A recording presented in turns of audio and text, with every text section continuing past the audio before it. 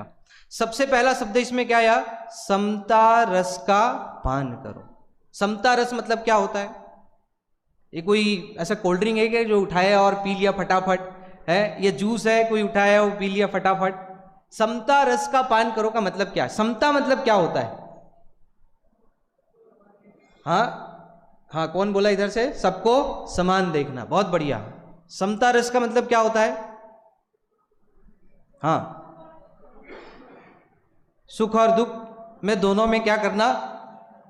समता भाव रखना, ठीक है। हाँ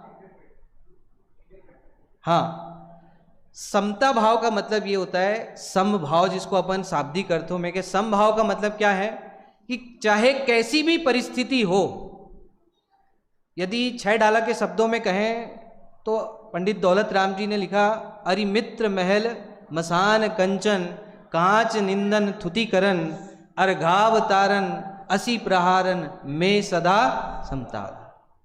कि चाहे पूजा करे चाहे कोई तलवार से प्रहार करे, दोनों में जो समभाव धारण करता है उसका नाम क्या है? समता। उसका नाम क्या है? समता। लक्ष्मी आवे या जावे, लाखों वर्षों तक जीऊं या मृत्यु आज ही आ जा। ऐसी परिस्थितियों के अंदर में अपने परिणामों को टटोल के देखना। यदि परिणामों में समभाव है कि लक्ष्मी आ जाए, व्यापार में घाटा हो जाए, चाहे व्यापार में फायदा हो जाए, चाहे करोड़ों रुपया कमा लेवे, चाहे करोड़ों रुपया चले जावे, तो भी कोई फर्क नहीं पड़े, उसका नाम क्या है? समता भाव।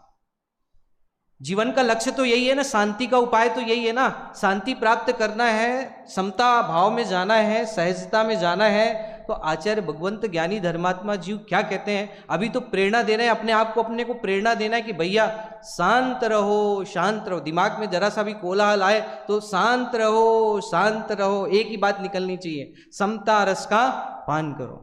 ग्राहक चला जाए, लाखों रुपए का ग्राहक है, 50 ग्राम 100 ग्राम का सोना लेने के लिए आया है और उसको डिजाइन पसंद नहीं आई, चला गया, तो अपने परिणति को क्या समझाना पड़ेगा उस समय? यही समझाना पड़ेगा कि शांत रहो, शांत रहो, शांत रहो।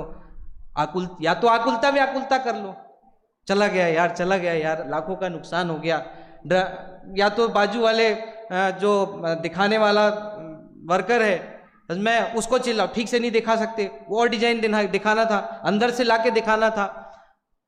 असहजता लानी हो, अशांति लानी हो, तो चाहे वो कपड़े का व्यापारी हो, चाहे सोने चांदी का व्यापारी हो, सहजता लानी है, समता लानी, शांति लानी है, तो क्या उपाय है? और यदि असहज रहना है, अशांत रहना है, तो वो उसका कारण क्या है, हम क्यों अशांत है? ये दोनों चीज़ों का एनालिसिस, दोनों चीज़ों की समीक्षा करना बहुत जरूरी है। समता का मतलब समझ में आया कि नहीं आया? हाँ, समता का मतलब समझ में आया कि नहीं आया? समता मतलब क्या कि यशोधर मुनिराज जिनके ऊपर मरा हुआ सर्प डाल दिया, किसने डाला? राजा श्रेणिक ने मरा हुआ सर्प उठा करके डाल दिया, और रानी चेलना और पुत्र अभय कुमार ने जाकर के उनका उपसर्ग दूर किया।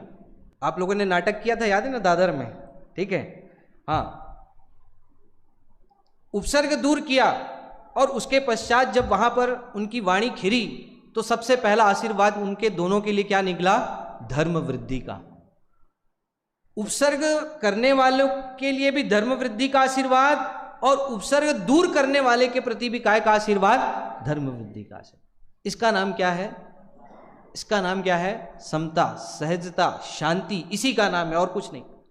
अब देखो, आप प्रथमान योग के अनेक उदाहरणों से यदि अपन विचार करें तो आपको एकदम दिमाग में क्लियर हो जाएगा कि समता मतलब क्या, सहजता मतलब क्या, शांति मतलब क्या। सबसे उत्कृष्ट उदाहरण आज सारी दुनिया जिसको मानती है, मर्यादा पुरुषोत्तम श्री रामचंद्र जी। रामचंद्र जी का एक दिन पहले राज तिलक होने वाला है, कोई दिक्कत नहीं, राज तिलक कर दो तुम। और दूसरे दिन ये समाचार आता है कि आपको 14 वर्ष का क्या दे दिया गया है? वनवास दे दिया गया। हाथ जोड़कर खड़े हैं पिता के सामने, आपकी जो आज्ञा। इसका नाम क्या है? समता। इसका नाम क्या है? सहजता। इसका नाम क्या है? शांति। एक दिन पहले राज तिलक हो रहा है और दूसरे दिन 14 वर्ष का वनवास का समाचार मिल जाता है, उसके बाद भी परिणति विचलित नहीं होती है। इसका नाम क्या है? समता। इसका नाम सहजता। इसका नाम क्या है? शांति। समझना, मतलब एकदम स्पष्ट समझ में आ जाना चाहिए इन शब्दों का मतलब। समता मतलब क्या, जहां ये शब्द आए एक झटके में क्लियर होना चाहिए कि समता मतलब क्या, सहजता मतलब क्या, शांति मतलब क्या। चाहे वर्तमान योग में अनेक उदाहरण ले लो, चाहे रामचंद्र जी का उदाहरण ले लो, चाहे सीता सती का उदाहरण ले लो, चाहे सोमा सती का उदाहरण ले लो। आपको लगता होगा कि आजकल की सासुएं जो है ज़्यादा क्रूर हो गई हैं, पहले की सासुएं ऐसी क्रूर नहीं होती होगी। आजकल संसार बड़ा विचित्र हो गया, पहले संसार ऐसा विचित्र नहीं था, ऐसी बात नहीं है। अरे सोमा सती की सास भी उतनी ही क्रूर थी, हद में कि नहीं है। उसकी सास को भी अपनी बहू को मारने का तीव्र परिणाम आया था उस जमाने में। आप सोचोगे कि उस जमाने के लोगों के परिणाम अच्छे रहते होंगे, अरे ये कोई बड़ी बात नहीं है कि संसार में सास बहू के झगड़े हो रहे हैं, पिता पुत्र के झगड़े हो रहे हैं, समझ में आया कि नहीं आया। माता पुत्र के बीच में वाद विवाद हो रहा है, कोई बड़ी बात नहीं। संसार में ये सब होना कोई बड़ी बात नहीं है। श्रीमद् राजचंद्र जी जो कहते हैं यदि ये ना हो तो आश्चर्य है, ये हो तो इसमें कोई आश्चर्य नहीं है। समझना इस बात को, ये पहले ऐसा नहीं होता। अरे आप सोचो, आप कैसे, जहां अंजना सती को उसके सास ससुर ने घर से निकाल दिया कलंक लगा करके, तो उसके माता पिता को तो उसके ऊपर दया आनी चाहिए थी ना। तो माता पिता को तो अपने घर के अंदर में अपने पुत्री को ले लेना चाहिए था कि नहीं ले लेना चाहिए था, कि लिया कि नहीं लिया, लिया कि नहीं लिया। विचार करो आप कि माता पिता ने भी अपने घर के अंदर, आजकल देखो बहुत सारे घरों में अशांति का वातावरण, असहजता का वातावरण, ये सास बहू के झगड़े हुए, माता की शरण में ज़्यादा चले जाती है, माता उसको सह दे देती है, उसके परिणाम विचलित हो जाते हैं। ये तो लौकिक में सारी चीज़ें, सारी घटनाएं दुर्घटनाएं चलने वाली है।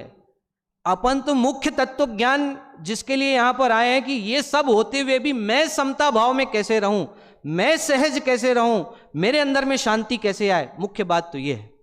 मैं तो समता और सहजता का एक चित्र खिंचित कर रहा हूं आपके दिमाग के अंदर में कि समता और सहजता मतलब क्या होता है, शांति मतलब क्या होता है। आपके दिमाग में एक मोटा मोटी चित्र तो खिंच गया होगा कि समता मतलब क्या, सहजता मतलब क्या, शांति मतलब क्या। ख्याल में आया कि नहीं आए सबके। आप किसी का भी उदाहरण ले लो, पंडित टोडरमल जी का उदाहरण ले लो, आध्यात्मिक सत्पुरुष गुरुदेव का उदाहरण ले लो। गुरुदेव का लोग विरोध करते थे, पूज्य गुरुदेव श्री का लोग विरोध करते थे, काले झंडे दिखाते थे। उनके मुखार बिंद से क्या शब्द निकलते थे कि लोग कहते थे गुरुदेव हमको ये करना चाहिए, हमको ऐसा करना चाहिए, हमको वैसा करना चाहिए, हमको ये मुकदमा करना चाहिए, हमको वो। गुरुदेव के मुखार बिंद से एक ही शब्द निकलते थे, ये सब भूलेला भगवान छे, ये सब भूले हुए भगवान। अरे जिनके इतना तीव्र विरोध होने के बावजूद भी जिनके परिणाम अस्थिर ना होते हो, उसका नाम है जीवन में सहजता, उसका नाम है जीवन में शांति, उसका नाम है सहजता। जिनके मुख से फिर भी ये निकलता है कि सब कैसे हैं, भगवान है, सब भगवान आत्मा है, ये शब्द निकलना एक सरल और सहज बात नहीं है। समझना इस बात को।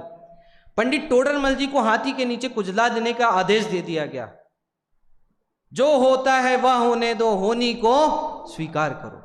क्या जबरदस्त शांति होती, सहजता होती महापुरुषों के जीवन में। पंडित बनारसी दास जी का, अरे गृहस्थ से लेकर मुनि राज तक के आप किसी का भी उदाहरण उठा करके देख लो। लोग कहते तो मुनि राज की बात है, मैं तो इसलिए गृहस्थ की भी बात कर रहा हूं साथ में आपके, कि मुनि राजों का जीवन तो वैसा होता ही है, उस साथ में गृहस्थ जो हमारे आदर्श हैं उनका जीवन भी उठा करके देखो कि कैसा आदर्श हमारे सामने प्रस्तुत है। समझना, पंडित बनारसी दास जी 9 पुत्र पुत्रियां हुई, 7 पुत्र हुए, 2 पुत्रियां हुई। 9 के 9 उनके खत्म होने के पहले, माँ पिता के खत्म होने के पहले उनका क्या हो गया, देह परिवर्तन हो गया। तो उनके वाक्य क्या निकलते हैं, उनकी शब्दावली कैसी होती है, उनकी वाणी से क्या अमृत झरता है कि मेहमान आए थे और मेहमान चले गए। इसका नाम है सहजता, इसका नाम है शांति, इसका नाम है, मतलब आप समता, सहजता, शांति का मतलब इन महापुरुषों के जीवन के उदाहरण से आपको थोड़ा बहुत ख्याल में आ गया होगा। और हम कैसी शांति चाहते हैं, शांति सब चाहते हैं, सहजता सब चाहते हैं। यहाँ पे जितने लोग आए सब शांति और सहजता चाहते हैं कि नहीं चाहते हैं? अरे हाँ कि नहीं, आप बोलो तो सही। चाहते हो कि नहीं चाहते हो? पक्का कि कच्चा? सब सहजता और शांति चाहते हैं, लेकिन कैसी शांति चाहते हैं? दादा ने अभी जो शांति पाठ लिखा है ना, निपुण पढ़ा है तुमने? दादा ने जो शांति पाठ लिखा है उसमें एक बहुत सुंदर पंक्ति लिखी है अभी शांति पाठ के अंदर में, कि सारी दुनिया शांति चाहती है, लेकिन कैसी शांति चाहती है? कैसी शांति चाहती है? कि सबको अपना बना लूं मैं, ऐसी शांति चाहती है। कि पुत्र मेरा, पत्नी मेरी, ये सब मेरे बन के रहे तो मेरी जीवन में शांति होगी। ये मेरे बन के नहीं रहेंगे तो क्या होगी? अशांति रहेगी। शांति और अशांति का मतलब अपन क्या समझते हैं? कि सब मेरे बन के रहें, मेरी आज्ञा का पालन करें तो शांति, यदि सब मेरे बन के नहीं रहेंगे तो मेरे जीवन में क्या हो जाएगी? अशांति। दुनिया इसका मतलब शांति समझती है कि भैया सब राष्ट्र सुखी हो, देश सुखी हो, सब मेरे परिवार जो है वो सब मेरे अंडर में रहें, मेरी बात मारें, मेरी आज्ञा का अनुसरण करें, सब मेरे बन के रहें। एक वाक्य में लिखा उन्होंने कि दुनिया कैसी शांति चाहती है? कि सब कैसे बन के रहें? मेरे बन के रहें। ऐसी शांति चाहती है दुनिया। अरे भाई साहब, शांति पराधीन चीज नहीं है। शांति कैसी चीज है? स्वाधीन चीज है। सहजता, समता पराधीन चीज नहीं है। कैसी चीज है? स्वाधीन चीज है। शांति और अशांति ये जीव के ही परिणाम है। किसके परिणाम है? जीव के ही परिणाम है। ये कोई परद्रव्य का परिणाम नहीं है। किसके परिणाम है? जीव के ही परिणाम है। तो शांत होना होगा तो कौन होगा? जीव ही होगा। और अशांत होना होगा तो कौन होगा? जीव ही होगा। इस बात को समझना पहली बात, ठीक है। इन तीन शब्दों का मतलब तो आपको समझ में आ गया होगा।